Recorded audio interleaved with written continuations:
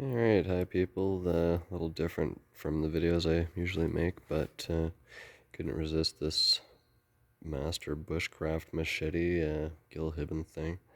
Kind of a knife collector and gun guy in the background, but yeah, got about every knife I could want, but couldn't refuse this thing. Except one thing I didn't like was this kind of pirate-looking thing poking out the top here. So compared to the combat machete that he makes as well, wanted to keep that sort of look, but I didn't want to totally lose the tip with that standard machete look that he's got. So ended up just picking up a belt grinder, and in about 45 minutes basically just reshaped it without this, and then gradually blended it back to where this is the thinnest point of the width here. And then didn't want to lose too much of the tip, but didn't want to lose the shape as well. So took off a bit of this and a bit of the tip, and might be able to see slightly where it's divided there, but here we go.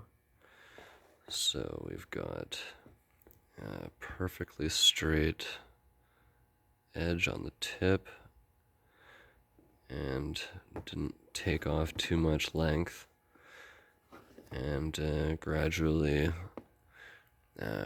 sloped it nicely towards the proper curvature and stuff. And then the tip of the spine here, got that reshaped.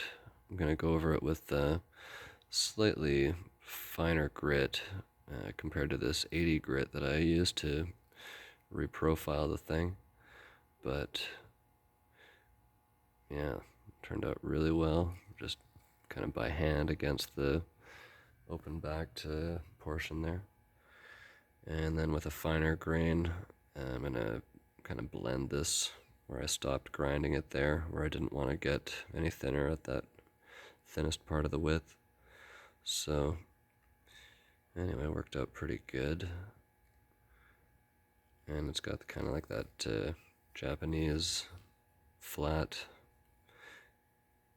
something about that kind of just does better slicing and whatnot. But yeah, this thing worked out pretty good. Doesn't have that pirate look anymore, and didn't lose any weight really.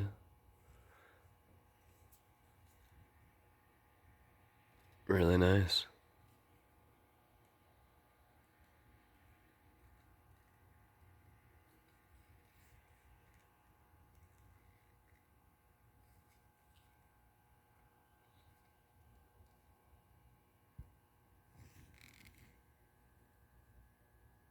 Try to focus on the spine a bit.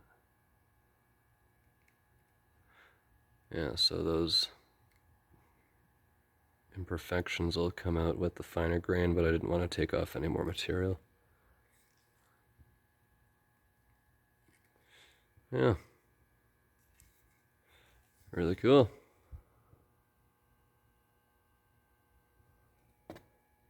From that to that.